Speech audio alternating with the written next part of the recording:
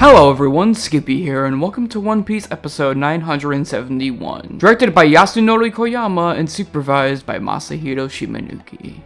As the raid on Kaido begins, it's great to see someone like Yasunori Koyama, who's impressed with two amazing episodes after one another taking the reins of it. Bringing his artistic, independent, uncolored directorial style in full force to another episode supervised by Masahiro Shimanuki, whose own corrections in the preview are actually fairly good for him, and work in tandem with animation from regular Yoichi Mitsui and what looks like some guests, to really bring this episode to life in so many different ways for how legendary it is. The preview itself deliberately went out of its way to show as little as possible so we could still be surprised at the final product, so without further ado, will episode 971 kick off the raid flawlessly for another rock solid Koyama episode? Let's begin the Hour of Legends and find out.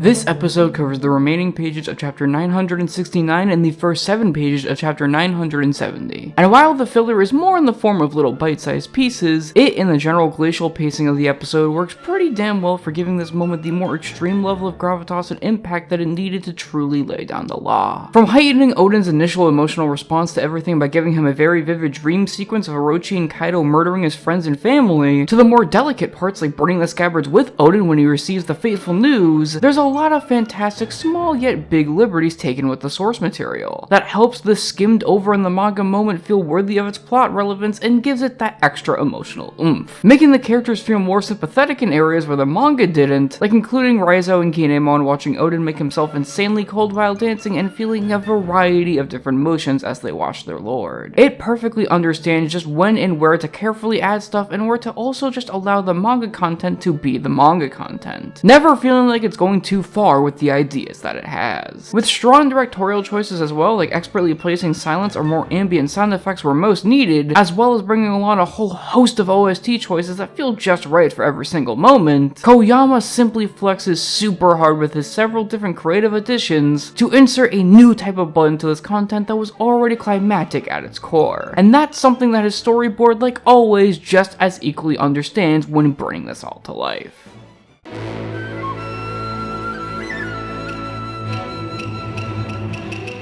Koyama is simply by far one of the most creative directors on the show right now thanks to his insane storyboards, and that talent is 110% on full display here once again. Peppering the board with so many crazy cool colors as far as the eye can see to set the mood for so many different scenarios, and trying so many cool new ideas in terms of action with the exceptional layouts that really make the area in which the raid is battled upon feel large and insanely dynamic. There's crazy rotations, simple but genius transitions, and even when the colors aren't set up to set the mood, they color code each scabbard's attack so effortlessly with their own character color that just adds another layer of frosting to this overall cake. And of course, it simply wouldn't be a Koyama storyboard without his wonderful ability to tell a story with visuals, and by God is there a crazy amount of that here. With the two biggest and my personal favorite examples being Kaido's men's blood being depicted as cherry blossoms as the scabbards and them are duking it out before it's quickly revealed to be their own blood, and Kaido quite literally chomping up Whitebeard and Roger after he says that the two were both soft in some of their own strategies. It's all just an absolute candy store of a storyboard on so many different levels, showing just how much Koyama himself continues to grow and how he'll only continue growing in order to keep presenting us with such ambitious boards.